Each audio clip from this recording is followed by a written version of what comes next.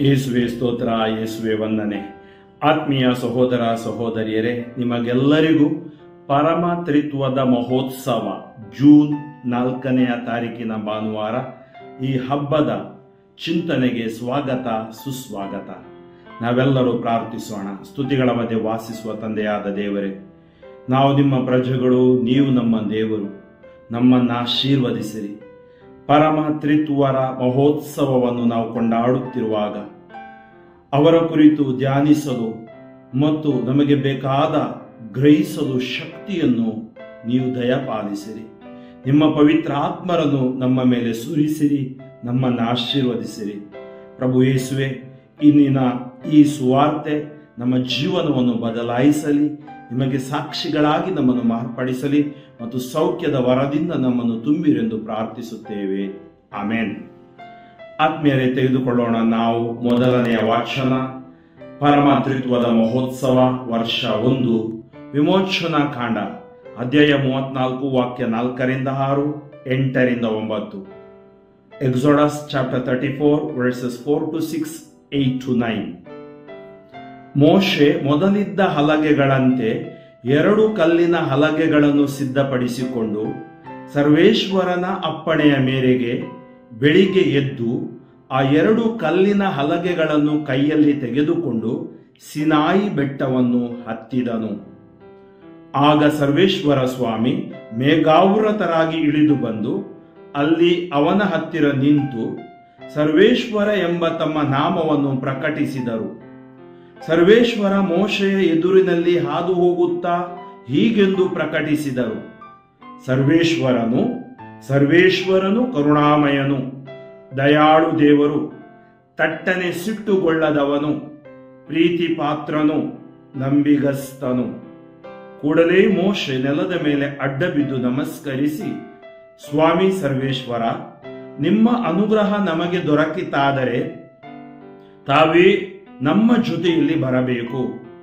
ನಮ್ಮ ಜನರು ಹಠಮಾರಿಗಳು, ಆದರೂ ತಾವು ನಮ್ಮ ಪಾಪಗಳನ್ನು ಅಧರ್ಮಗಳನ್ನು ಕ್ಷಮಿಸಿ ನಿಮ್ಮ ಜನರಾಗುವಂತೆ ನಮ್ಮನ್ನು ಸ್ವೀಕರಿಸಿ ಎಂದು ಪ್ರಾರ್ಥಿಸಿದನು. ಕೀರ್ತನೆ ಅಜರ್ಯನ ಗೀತೆ, ಅಧ್ಯಾಯ 1, ವಾಕ್ಯಗಳು 29ರಿಂದ 34. ನೀವು ಪರಮ ಪೂಜ್ಯರು, ಎಂದೆಂದಿಗೂ ಮಹೋನ್ನತರು. ನಮ್ಮ ಪೂರ್ವಜರ ದೇವರಾದ ಸರ್ವೇಶ್ವರ, ನೀವು ಪರಮ ಪೂಜ್ಯರು, ಎಂದೆಂದಿಗೂ ಮಹೋನ್ನತರು. ಮಹಿಮಾಯುತವಾದ ನಿಮ್ಮ ನಾಮ ಸ್ತುತ್ಯಾರ್ಹವಾದುದು, ಪರಮ ಪೂಜ್ಯವಾದುದು, ಎಂದೆಂದಿಗೂ ಘನತರವಾದುದು. ನೀವು ಪರಮ ಪೂಜ್ಯರು, ಎಂದೆಂದಿಗೂ ಮಹೋನ್ನತರು. ಪರಮ ವೈಭವದಿಂದ ಕೂಡಿದ ಮಂದಿರದಲ್ಲಿ ನೀವು ಸ್ತುತಿ ಸ್ತೋತ್ರಕ್ಕೆ ಪಾತ್ರರು.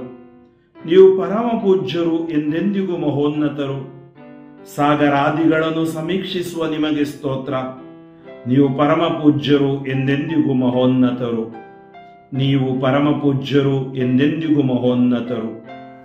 ನಿಮ್ಮ ಸಾಮ್ರಾಜ್ಯದ ಸಿಂಹಾಸನದ ಮೇಲೆ ಮಂಡಿಸಿರುವ ನಿಮಗೆ ಸ್ತೋತ್ರ. ನೀವು ಪರಮ ಪೂಜ್ಯರು, ಎಂದೆಂದಿಗೂ ಮಹೋನ್ನತರು. ಗಗನ ಮಂಡಲದಲ್ಲಿ ಸ್ತೋತ್ರ ಪಾತ್ರರು, ನೀವು ಸ್ತುತ್ಯರು, ಎಂದೆಂದಿಗೂ ಮಹೋನ್ನತರು, ಮಹಿಮಾನ್ವಿತರು. ನೀವು ಪರಮ ಪೂಜ್ಯರು, ಎಂದೆಂದಿಗೂ ಮಹೋನ್ನತರು. ಇಂದಿನ 2ನೇ ವಾಚನ ಸಂತ ಪೌಲರು ಕೊರಿಂಥದವರಿಗೆ ಬರೆದ 2ನೇ ಪತ್ರಿಕೆಯಿಂದ ಅಧ್ಯಾಯ 13, ವಾಕ್ಯಗಳು 11ರಿಂದ 13. 2 Corinthians ಚಾಪ್ಟರ್ 13, 11 to 13. ಸಹೋದರರೇ, ಸಂತೋಷದಿಂದಿರಿ, ಪರಿಪೂರ್ಣರಾಗಲು ಪ್ರಯತ್ನಿಸಿರಿ. ನನ್ನ ಬುದ್ಧಿ ಮಾತುಗಳಿಗೆ ಕಿವಿಗೊಡಿ. ಒಮ್ಮನಸ್ಸಿನಿಂದ ಬಾಳಿರಿ, ಸಮಾಧಾನದಿಂದ ಜೀವಿಸಿರಿ. ಆಗ ಪ್ರೀತಿ ಮತ್ತು ಶಾಂತಿ ಸ್ವರೂಪರಾದ ದೇವರು ನಿಮ್ಮೊಡನೆ ಇರುತ್ತಾರೆ. ಪವಿತ್ರವಾದ ಮುದ್ದಿಟ್ಟು ಒಬ್ಬರನ್ನೊಬ್ಬರು ವಂದಿಸಿರಿ. ದೇವ ಜನರೆಲ್ಲರೂ ನಿಮಗೆ ಶುಭಾಶಯಗಳನ್ನು ಕೊಟ್ಟಿದ್ದಾರೆ. ನಮ್ಮ ಪ್ರಭು ಯೇಸು ಕ್ರಿಸ್ತರ ಕೃಪಾವರವು, ದೇವರ ಪ್ರೀತಿಯು, ಪವಿತ್ರಾತ್ಮರ ಅನ್ಯೋನ್ಯತೆಯು ನಿಮ್ಮೆಲ್ಲರೊಡನೆ ಇರಲಿ. ಘೋಷಣೆ: ಅಲ್ಲೇಲುಯ್ಯ, ಅಲ್ಲೇಲುಯ್ಯ. ಪಿತನಿಗೂ ಸುತನಿಗೂ ಪವಿತ್ರಾತ್ಮರಿಗೂ ಮಹಿಮೆಯಾಗಲಿ, ಆದಿಲಿ ಇದ್ದ ಹಾಗೆ ಈಗಲೂ ಯುಗಯುಗಾಂತರಕ್ಕೂ. ಅಲ್ಲೇಲುಯ್ಯ. ಶುಭ ಸಂದೇಶ ಯೋಹಾನ 3:16-18. ಆ ಕಾಲದಲ್ಲಿ ಯೇಸು ನಿಕೋದೇಮನಿಗೆ ಇಂತೆಂದರು, ದೇವರು ಲೋಕವನ್ನು ಎಷ್ಟಾಗಿ ಪ್ರೀತಿಸಿದರೆಂದರೆ ತಮ್ಮ ಏಕೈಕ ಪುತ್ರನನ್ನೇ ಧಾರೆ ಎರೆದರು. ಆತನಲ್ಲಿ ವಿಶ್ವಾಸವಿಟ್ಟ ಯಾರೂ ನಾಶವಾಗದೆ ಎಲ್ಲರೂ ನಿತ್ಯ ಜೀವವನ್ನು ಪಡೆಯಬೇಕೆಂಬುದೇ ದೇವರ ಉದ್ದೇಶ. ದೇವರು ತಮ್ಮ ಪುತ್ರನನ್ನು ಈ ಲೋಕಕ್ಕೆ ಕಳುಹಿಸಿದ್ದು ಲೋಕವನ್ನು ತೀರ್ಪಿಗೆ ಗುರಿ ಮಾಡಲೆಂದಲ್ಲ, ಪುತ್ರನ ಮುಖಾಂತರ ಲೋಕ ಉದ್ಧಾರವಾಗಲೆಂದು. ಪುತ್ರನಲ್ಲಿ ವಿಶ್ವಾಸವಿಟ್ಟವನಿಗೆ ತೀರ್ಪಿಲ್ಲ. ಆತನಲ್ಲಿ ವಿಶ್ವಾಸವಿಡದವನಾದರೋ ಈಗಾಗಲೇ ತೀರ್ಪಿಗೆ ಗುರಿಯಾಗಿದ್ದಾನೆ, ಏಕೆಂದರೆ ಅವನಿಗೆ ದೇವರ ಏಕೈಕ ಪುತ್ರನಲ್ಲಿ ವಿಶ್ವಾಸವಿಲ್ಲ. ಪ್ರಭು ಯೇಸುವಿನಲ್ಲಿ ಆತ್ಮೀಯ ಸಹೋದರ ಸಹೋದರಿಯರೇ, ನಾನು ಈ ಮೊದಲು ಹೇಳಿದ ಹಾಗೆ ಇವತ್ತು ಪರಮ ತ್ರಿತ್ವದ ಮಹೋತ್ಸವ, ಪಿತಾ ಮತ್ತು ಸುತ ಮತ್ತು ಪವಿತ್ರಾತ್ಮ ದೇವರ ಹಬ್ಬ, ತ್ರಯೇಕ ದೇವರ ಹಬ್ಬ. ಪಿತನ ಕಾರ್ಯ ಸೃಷ್ಟಿಸುವುದು, ಸೃಷ್ಟಿಕರ್ತ. ಸುತನ ಕಾರ್ಯ ರಕ್ಷಣೆ, ರಕ್ಷಿಸುವುದು. ಪವಿತ್ರಾತ್ಮರ ಕಾರ್ಯ ಪೋಷಕ, ಪೋಷಿಸುವುದು. ಅದರಿಂದ ಪರಮ ತ್ರಿತ್ವ ದೇವರು ಸೃಷ್ಟಿಯ ಸಮಯದಲ್ಲಿ ಪವಿತ್ರಾತ್ಮರು ಇದ್ದರು, ಪ್ರಭು ಯೇಸು ಕೂಡ ಇದ್ದರು. ರಕ್ಷಣೆಯ ಸಮಯದಲ್ಲಿ ದೇವರು ಯೇಸುವಿಗೆ ವಿಶೇಷ ಆಶೀರ್ವಾದವನ್ನು ಕರುಣಿಸಿದರು ಮತ್ತು ತನ್ನ ಪ್ರೀತಿಯೊಂದಿಗೆ ಪುತ್ರನೊಂದಿಗೆ ಇದ್ದರು. ಈಗ ಈ ಪವಿತ್ರ ಕಥೋಲಿಕ ಧರ್ಮಸಭೆಯನ್ನು ಪವಿತ್ರ ಆತ್ಮರು ನಡೆಸುತ್ತಾ ಇದ್ದಾರೆ. ಅಂದರೆ ಪಿತಾಸುತ ಪರಿಶುದ್ಧಾತ್ಮರ ಮೂಲಕ ನಡೆಯುತ್ತಾ ಇದೆ. ಅಂದರೆ ಈ ಮೂವರು ವ್ಯಕ್ತಿಗಳನ್ನು ನಾವು ಬೇರ್ಪಡಿಸಲು ಅಸಾಧ್ಯ. ಆದರೆ ಅವರು ಒಂದೇ ದೇವರಾಗಿದ್ದಾರೆ. ಪಿತಾ ಮತ್ತು ಪವಿತ್ರಾತ್ಮ, ಪಿತಾ ಮತ್ತು ಸುತ ಹಾಗೂ ಪಿತಾ ಮತ್ತು ಸುತನ ನಡುವಿನ ಪ್ರೀತಿಯೇ ಪವಿತ್ರಾತ್ಮ ಎಂದರೂ ತಪ್ಪಾಗಲಾರದು. ಪವಿತ್ರ ಗ್ರಂಥದಲ್ಲಿ ಅನೇಕ ಕುರುಹುಗಳಿವೆ ಇದರ ಕುರಿತು, ದೇವರ ಕುರಿತು, ಯೇಸುವಿನ ಕುರಿತು, ಪವಿತ್ರಾತ್ಮರ ಕುರಿತು ಮತ್ತು ಪರಮತ್ರಿತ್ವರ ಕುರಿತು. ಆದ್ದರಿಂದ ಇದೊಂದು ನಾವು ರಹಸ್ಯ ಅಂತೀವಿ. ರಹಸ್ಯ ಅಂದ್ರೆ ಬಿಡಿಸಲಾಗದ ಒಂದು ವಿಷಯ. ಆದ್ರೆ ನಮಗೆ ಅರ್ಥೈಸಲು ಸಾಧ್ಯವಿದೆ. ಆದ್ದರಿಂದ ನಾವು ಜಪ ಕಲಿತವರು ಮತ್ತು ಕಥೋಲಿಕ ಧರ್ಮಸಭೆಯಲ್ಲಿ ಇದ್ದವರು ನಮಗೆ ಇದರ ಕುರಿತು ಆಳವಾದ ಅನುಭವ, ಜ್ಞಾನ ಇರಬೇಕು ಮತ್ತು ಇದೆ. ಅದಕ್ಕಾಗಿ ಇವತ್ತಿನ ಈ ಹಬ್ಬವನ್ನು ಕೊಂಡಾಡುವಾಗ ಪರಮ ತ್ರಿತ್ವರಲ್ಲಿ ನಾವು ಪ್ರಾರ್ಥಿಸೋಣ. ಪರಮ ತ್ರಿತ್ವ ದೇವರು ನಮ್ಮನ್ನು ನಡೆಸುತ್ತಾರೆ, ನಮ್ಮನ್ನು ಪ್ರೀತಿಸುತ್ತಾರೆ. ಅದರಿಂದ ಈ ದೇವರ ರಕ್ಷಣಾ ಕಾರ್ಯದಲ್ಲಿ ಪರಮ ತ್ರಿತ್ವದ ಎರಡನೆಯ ವ್ಯಕ್ತಿ ಯೇಸು ನಮ್ಮ ರಕ್ಷಣೆಗಾಗಿ ಬಂದರು.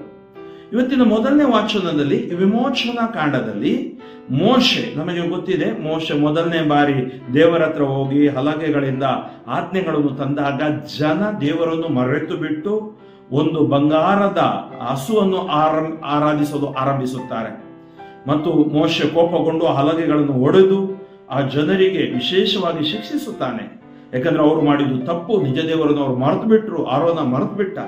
ತದನಂತರ ಮತ್ತೆ ಹಲಗೆಗಳನ್ನು ತಕೊಂಡು ಅವನು ಸಿನಾಯಿ ಬೆಟ್ಟಕ್ಕೆ ಹತ್ತುವಾಗ ಸರ್ವೇಶ್ವರ ಸ್ವಾಮಿ ಮೇಘಾವೃತರಾಗಿ ಇಳಿದು ಬಂದು ಅವನ ಹತ್ರ ನಿಂತು ಸರ್ವೇಶ್ವರ ಎಂಬ ತಮ್ಮ ನಾಮವನ್ನು ಪ್ರಕಟಿಸಿದರು.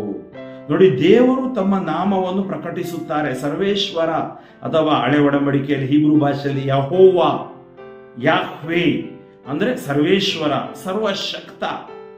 ಅದರಿಂದ ಸರ್ವೇಶ್ವರ ಎಂಬ ತಮ್ಮ ನಾಮವನ್ನು ಪ್ರಕಟಿಸಿದರು. ಸರ್ವೇಶ್ವರ ಮೋಶೆ ಎದುರಿನಲ್ಲಿ ಹಾದು ಹೋಗುತ್ತಾ ಹೀಗೆಂದು ಪ್ರಕಟಿಸಿದರು. ನೋಡಿ, ದೇವರೇ ತನ್ನ ಬಾಯಿಯಿಂದ ಮೋಶೆಗೆ ಶ್ರುತಪಡಿಸುತ್ತಾರೆ, ಪ್ರಕಟಪಡಿಸುತ್ತಾರೆ. ಈ ರಿವೀಲ್ಸ್ ಹಿಮ್. ಏನಂತ? ಸರ್ವೇಶ್ವರನು, ದೇವರು ಹೇಳ್ತಾ ಇದ್ದಾರೆ, ನಾನೇ ಸರ್ವೇಶ್ವರನು, ಸರ್ವೇಶ್ವರನು ಕರುಣಾಮಯನು. ಆದ್ದರಿಂದ ನಮ್ಮ ಮನಸ್ಸಿನಲ್ಲಿರುವ ಬೇರೆ ಯಾವ ವಾದ ಒಂದು ಛಾಯಾಚಿತ್ರ ದೇವರ ಬಗ್ಗೆ ತೆಗೆದಾಕೋಣ. ದೇವರು ಕರುಣಾಮಯನು, ಈಸ್ ಎ ಕಂಪ್ಯಾಷನೇಟ್ ಗಾಡ್. ದೇವರು ದಯಾಳು, ಈಸ್ ಎ ಮರ್ಸಿಫುಲ್ ಗಾಡ್. ದೇವರು ತಟ್ಟನೆ ಸಿಟ್ಟುಗೊಳ್ಳದವನು, he will never get angry. Immediately he will not get angry. ಪ್ರೀತಿ ಪಾತ್ರನು, ಈಸ್ ಎ ಲವಿಂಗ್ ಗಾಡ್. ನಂಬಿಗಸ್ತನು, ಟ್ರಸ್ಟ್ ವರ್ದಿ. ನೋಡಿ, ಏನು ಎಲ್ಲರೂ ಹೇಳಿ ನೋಡೋಣ. ಸರ್ವೇಶ್ವರನು, ಸರ್ವೇಶ್ವರನು ಕರುಣಾಮಯನು, ಸರ್ವೇಶ್ವರನು ದಯಾಳು ದೇವರು, ಸರ್ವೇಶ್ವರನು ತಟ್ಟನೆ ಸಿಟ್ಟುಗೊಳ್ಳದವನು, ಸರ್ವೇಶ್ವರನು ಪ್ರೀತಿ ಪಾತ್ರನು, ಸರ್ವೇಶ್ವರನು ನಂಬಿಗಸ್ತನು. ಇದನ್ನು ಬರೆದಿಟ್ಟುಕೊಳ್ಳಿ ಮನೆಯಲ್ಲಿ. ಅಥವಾ ನಿಮ್ಮ ಬುಕ್, ಡೈರಿ, ಬೈಬಲಲ್ಲಿ ಬರೆದಿಟ್ಟುಕೊಳ್ಳಿ. ಯಾಕಂದ್ರೆ ನಮ್ಮ ದೇವರು ಪ್ರೀತಿ ಸ್ವರೂಪಿ ದೇವರು. ಈ ಪರಮ ತ್ರಿತ್ವದ ಹಬ್ಬ ಅಂದ್ರೆ ದೇವರ ಪ್ರೀತಿಯ ಹಬ್ಬ. ದೇವರು ನಮ್ಮನ್ನು ಅಮೋಘವಾಗಿ ಪ್ರೀತಿಸುತ್ತಾರೆ. ಇದನ್ನೇ ನೀವು 4ನೇ ಅಧ್ಯಾಯ ಯೋನ ಪ್ರವಾದಿಯ ಪುಸ್ತಕದಲ್ಲಿ ಓದಿದ್ರೆ ಯೋನ ಕೂಡ ಹೇಳ್ತಾನೆ, ನನಗೆ ಗೊತ್ತು ನೀವು ದಯಾಳು ದೇವರು, ಕರುಣಾಮಯಿ, ತಟ್ಟನೆ ಕೋಪಗೊಳ್ಳದವರು, ಇದೆಲ್ಲ ಆತ ಕೂಡ ಹೇಳ್ತಾನೆ. ಅಂದ್ರೆ ದೇವರ ಕ್ಯಾರೆಕ್ಟರ್, ದೇವರ ಒಂದು ಗುಣ ಯಾರಿಗೂ ಚೇಂಜ್ ಮಾಡ್ಲಿಕ್ಕೂ ಆಗುವುದಿಲ್ಲ. ಆದ್ದರಿಂದ ಆತ ಏನ್ ಹೇಳ್ತಾನೆ, ಕೂಡಲೇ ಮೋಶೆ ನೆಲದ ಮೇಲೆ ಅಡ್ಡ ಬಿದ್ದು ನಮಸ್ಕರಿಸಿ, ಸ್ವಾಮಿ ಸರ್ವೇಶ್ವರ, ನಿಮ್ಮ ಅನುಗ್ರಹ ನಮಗೆ ದೊರಕಿತಾದ್ರೆ, what we need is the grace. ನಮಗೆ ಅನುಗ್ರಹ ಸಾಕು. ಅನುಗ್ರಹ ದೊರಕಿತಾದ್ರೆ ತಾವೇ ನಮ್ಮ ಜೊತೆಯಲ್ಲಿ ಬರಬೇಕು. ನಮ್ಮ ಜನರು ಹಠಮಾರಿಗಳು, ಆದರೂ ತಾವು ನಮ್ಮ ಪಾಪಗಳನ್ನು ಅಧರ್ಮಗಳನ್ನು ಕ್ಷಮಿಸಿ ನಿಮ್ಮ ಜನರಾಗುವಂತೆ ನಮ್ಮನ್ನು ಸ್ವೀಕರಿಸಿ. ನೋಡಿ, ಆತನ ಒಂದು ಕೋರಿಕೆ ಯಾವ ದೇವರ ಮುಂದೆ? ಕರುಣಾಮಯಿ ದೇವರ ಮುಂದೆ, ದಯಾಳು ದೇವರ ಮುಂದೆ, ಪ್ರೀತಿ ಪಾತ್ರ ದೇವರ ಮುಂದೆ, ನಂಬಿಗಸ್ತ ದೇವರ ಮುಂದೆ, ತಟ್ಟನೆ ಸಿಟ್ಟುಗೊಳ್ಳದವ ದೇವರ ಮುಂದೆ ನಮ್ಮ ಕೋರಿಕೆಗಳನ್ನು ನಾವು ಸಮರ್ಪಿಸಬಹುದು. ಆದ್ದರಿಂದ ನಮ್ಮ ಅಪರಾಧಗಳನ್ನು, ಪಾಪಗಳನ್ನು ಕ್ಷಮಿಸಿ ಅವರ ಜನರಾಗುವಂತೆ ದೇವರು ಖಂಡಿತ ನಮ್ಮನ್ನು ಸ್ವೀಕರಿಸುತ್ತಾರೆ ಎಂಬ ದೃಢ ನಂಬಿಕೆ ನಮ್ಮಲ್ಲಿರತಕ್ಕದ್ದು. ಇನ್ನಿನ ಕೀರ್ತನೆ ಅಜಾರಿಯನ ಗೀತೆಯಿಂದ ತೆಗೆದುಕೊಂಡಿದ್ದಾರೆ. ಇದು ನೀವೇ ಪರಮ ಪೂಜ್ಯರು, ನೀವೇ ಮಹೋನ್ನತರು. ದೇವರ ಕುರಿತು ಈ ಒಂದು ಸ್ತುತಿ ಗೀತೆ ಇಡೀ ನಾನು ಓದಿದೆ. ಈ ಸ್ತುತಿ ಗೀತೆ ದೇವರ ಕುರಿತು, ದೇವರ ಮಹಿಮೆಯ ಕುರಿತು ಮತ್ತು ದೇವರ ನಮ್ಮನ್ನು ಹೇಗೆ ರಕ್ಷಿಸ್ತಾ ಅದರ ಕುರಿತು ನಾವು ಆಲಿಸಿದೆವು. ಇನ್ನಿನ ನಾವು ಶುಭ ಸಂದೇಶಕ್ಕೆ ಹೋಗೋಣ. ಶುಭ ಸಂದೇಶ ನಂತರ 2ನೇ ವಾಚನಕ್ಕೆ ಬರೋಣ. ಶುಭ ಸಂದೇಶದಲ್ಲಿ ದೇವರು ಒಂದು ಸ್ಪಷ್ಟವಾಗಿ ಸಂದೇಶ ಕೊಡ್ತಾ ಇದ್ದಾರೆ. ದೇವರು ಲೋಕವನ್ನು ಪ್ರೀತಿಸಿದ್ದು ಮತ್ತು ಪುತ್ರನನ್ನು ಕಳುಹಿಸಿದ್ದು ಯಾಕೆ? ನೋಡಿ, ನಿಕೋದೇಮ ಒಬ್ಬ ಫರಿಸಾಯ ಯೇಸುವಿನ ಹತ್ರ ಬರ್ತಾನೆ. ಆತ ಒಬ್ಬ ಬೋಧಕ ಮತ್ತು ರಾಬ್ಬಿ ಆ ಸ್ಥಾನದಲ್ಲಿದ್ದವನು. ನಿಕೋದೇಮನು ಯೇಸುವೊಟ್ಟಿಗೆ ಮಾತನಾಡುವಾಗ ಅವನಿಗೆ ಉತ್ತರವಾಗಿ ಯೇಸು ಹೀಗೆ ಎನ್ನುತ್ತಾರೆ, ದೇವರು ಲೋಕವನ್ನು ಎಷ್ಟಾಗಿ ಪ್ರೀತಿಸಿದರೆಂದರೆ, God so love the world, ಸೋಯಿ ಮೋಕ್ಯ ಲೋಕಿ, ಗಾಡ್ ಲವ್ಡ್. ನೋಡಿ, ಇಲ್ಲಿ ಪ್ರೀತಿ ಪಾತ್ರನು ಮೊದಲನೇ ವಾಚನದಲ್ಲಿ ಆಲಿಸಿದೀವಲ್ಲ, ಹೀಗೇನು ಹೇಳ್ತಾರೆ, ದೇವರು ಲೋಕವನ್ನು ಎಷ್ಟಾಗಿ ಪ್ರೀತಿಸಿದ್ರೆ ಅಂದರೆ ತಮ್ಮ ಏಕೈಕ ಪುತ್ರನನ್ನೇ ದಾರೆ ಎರೆದರು. ಈ gave us the greatest gift, ದೊಡ್ಡದಾದ ಬಹುಮಾನವನ್ನು ಕೊಟ್ಟರು. ಯಾರನ್ನು? ಯೇಸುವನ್ನೇ ಕೊಟ್ಟರು. ಆದ್ರೆ ನಮಗೆ ಬೇರೆ ಯಾವುದು ಬಹುಮಾನಗಳು ದೇವರಿಂದ ಬೇಡ. ಯೇಸುವೇ ನಮ್ಮ ಬಹುಮಾನ, ಯೇಸುವೇ ನಮ್ಮ ರಕ್ಷಕ. ಯಾಕೆ ದಾರೆ ಎರೆದರು? ದಾರೆ ಎರೆದರು ಅಂದ್ರೆ ಸಂಪೂರ್ಣವಾಗಿ ಕೊಟ್ಟರು. ಏನು ಹಿಡಿದಿಟ್ಟುಕೊಳ್ಳಲಿಲ್ಲ ಅವರು. ಪರಮತ್ರಿತ್ವದ 2ನೇ ವ್ಯಕ್ತಿಯನ್ನು ಮಾನವ ರೂಪದಲ್ಲಿ ಲೋಕಕ್ಕೆ ಕಳುಹಿಸಿದರು. ಅವರು ಮನುಜರಾದರು. ಆತನಲ್ಲಿ ವಿಶ್ವಾಸವಿಟ್ಟ ಯಾಕೆ? ಯಾರೂ ನಾಶವಾಗದೆ. ನೋಡಿ, ಯೇಸುವಿನಲ್ಲಿ ವಿಶ್ವಾಸವಿಟ್ಟ ಯಾರೂ ನಾಶವಾಗದೆ ಎಲ್ಲರೂ ನಿತ್ಯ ಜೀವ ಪಡೆಯಬೇಕೆಂಬುದೇ ದೇವರ ಉದ್ದೇಶ. ದೇವರ ಉದ್ದೇಶ ಸದುದ್ದೇಶ. ಎಲ್ಲರೂ ಜೀವೋದ್ಧಾರ ಪಡೆಯಬೇಕು, ಆತನಲ್ಲಿ ವಿಶ್ವಾಸವಿಡಬೇಕು. ದೇವರು ತಮ್ಮ ಪುತ್ರನನ್ನು ಕಳುಹಿಸಿದ್ದು ಲೋಕವನ್ನು ತೀರ್ಪಿಗೆ ಗುರಿ ಮಾಡಲೆಂದಲ್ಲ, ಪುತ್ರನ ಮುಖಾಂತರ ಲೋಕ ಉದ್ಧಾರವಾಗಲೆಂದು. ನೋಡಿ, ಯೇಸುವಿನ ಮೂಲಕ ನಾವು ಉದ್ಧಾರವಾಗ್ತೀವಿ. ಆದ್ದರಿಂದ ಯೇಸು ನಮ್ಮ ಉದ್ಧಾರಕ, ಜೀವೋದ್ಧಾರಕ, ಪಾಪ ವಿಮೋಚಕ, ಲೋಕೋದ್ಧಾರಕ, ಉದ್ಧಾರಕ. ಯೇಸುವಿನಲ್ಲಿ ಬಂದಾಗ ನಾವು ಉದ್ಧಾರವಾಗ್ತೀವಿ. ಪ್ರಭು ಯೇಸುವಿನಲ್ಲಿ ವಿಶ್ವಾಸವಿಡು, ನೀನು ನಿನ್ನ ಕುಟುಂಬ ರಕ್ಷಣೆ ಹೊಂದುವುದು, ಉದ್ಧಾರವಾಗುವುದು. ಪುತ್ರನ ಮುಖಾಂತರ ಲೋಕ ಉದ್ಧಾರವಾಗಲೆಂದು. ಪುತ್ರನಲ್ಲಿ ವಿಶ್ವಾಸವಿಟ್ಟವನಿಗೆ ತೀರ್ಪಿಲ್ಲ. ಆತನಲ್ಲಿ ವಿಶ್ವಾಸವಿಡದವನಾದರೂ ಈಗಾಗಲೇ ತೀರ್ಪಿಗೆ ಗುರಿಯಾಗಿದ್ದಾನೆ, ಏಕೆಂದರೆ ಅವನಿಗೆ ದೇವರ ಏಕೈಕ ಪುತ್ರನಲ್ಲಿ ವಿಶ್ವಾಸವಿಲ್ಲ.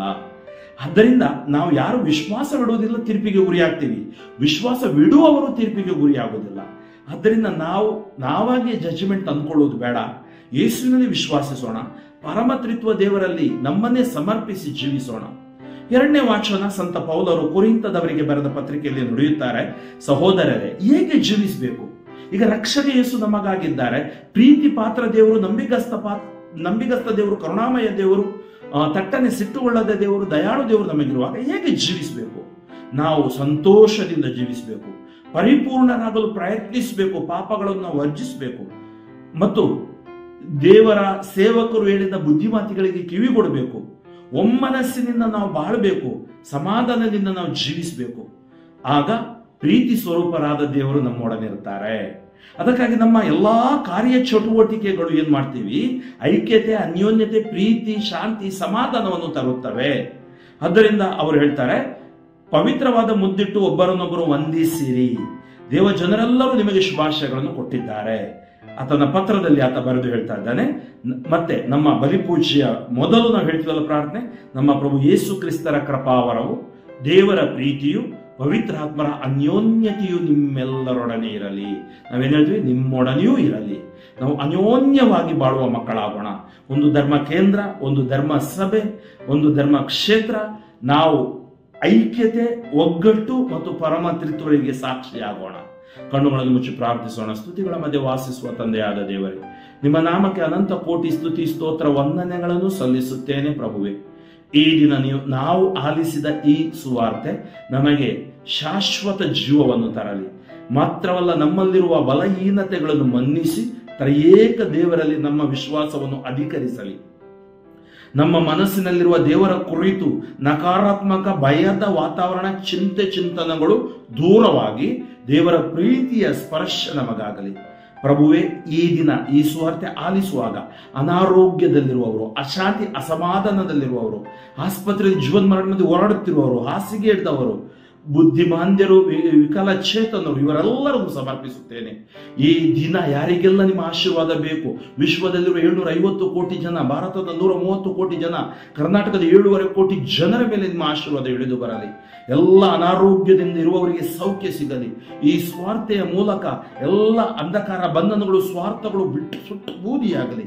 ಯೇಸುವೆ, ನಿಮ್ಮ ಪರಿಶುದ್ಧ ರಕ್ತ ಜನರ ರಕ್ತ ಕಣ ನರನಾಡಿ ಕೀಲು ಮಜ್ಜದೆ ಆತ್ಮಗಳ ಮೇಲೆ ಇಳಿದು ಬರಲಿ. ಈ ಕ್ಷಣದಲ್ಲಿ, ಈ ನಿಮಿಷದಲ್ಲಿ ಯಾರಿಗೆ ಸೌಖ್ಯ ಬೇಕೋ ಅದನ್ನು ಕರುಣಿಸಿರಿ. Touch them Lord, heal them Lord, anoint them Lord. Yesu ನಾಮದಲ್ಲಿ ನಿಮಗೆ ಜಯ, ಯೇಸು ವಾಕ್ಯದಲ್ಲಿ ನಿಮಗೆ ಸೌಖ್ಯ, ಯೇಸು ರಕ್ತದಲ್ಲಿ ನಿಮಗೆ ಬಿಡುಗಡೆ, ಸಂರಕ್ಷಣೆ ಘೋಷಿಸಿ ಪ್ರಾರ್ಥಿಸುತ್ತೇನೆ. ತ್ರಿಯೇಕ ದೇವರಾದ ಪಿತಾ ಮತ್ತು ಸುತ ಮತ್ತು ಪವಿತ್ರ ಆತ್ಮರು ನಿಮ್ಮನ್ನು ಆಶೀರ್ವದಿಸಿ ಸದಾಕಾಲ ಕಾಪಾಡಲಿ. ಆಮೇನ್. ಫಾದರ್ ಫ್ರಾಂಕ್ಲಿನ್ ಡಿಸೋಜಾ, ಶಿವಮೊಗ್ಗ ಧರ್ಮಕ್ಷೇತ್ರ, ನಮಗಾಗಿಯೂ ನಮ್ಮ ಯೇಸು ಸ್ಪರ್ಶ ತಂಡಕ್ಕಾಗಿಯೂ ಸ್ವಾರ್ಥೆಗಾಗಿಯೂ ಮತ್ತು ನಾನು ಸೇವೆ ಸಲ್ಲಿಸುತ್ತಿರುವ ಧರ್ಮ ಕೇಂದ್ರಕ್ಕಾಗಿಯೂ ಪ್ರಾರ್ಥಿಸಿರಿ. ಹಾಗೆಯೇ ಈ ಸಂದೇಶವನ್ನು ಸಾಧ್ಯವಾದಷ್ಟು ಜನರೊಡನೆ ಹಂಚಿಕೊಳ್ಳಿ. ಅವರೂ ಪರಮ ತ್ರಿತ್ವರ ಆಶೀರ್ವಾದವನ್ನು ಪಡೆಯಲಿ. ಆಮೇನ್.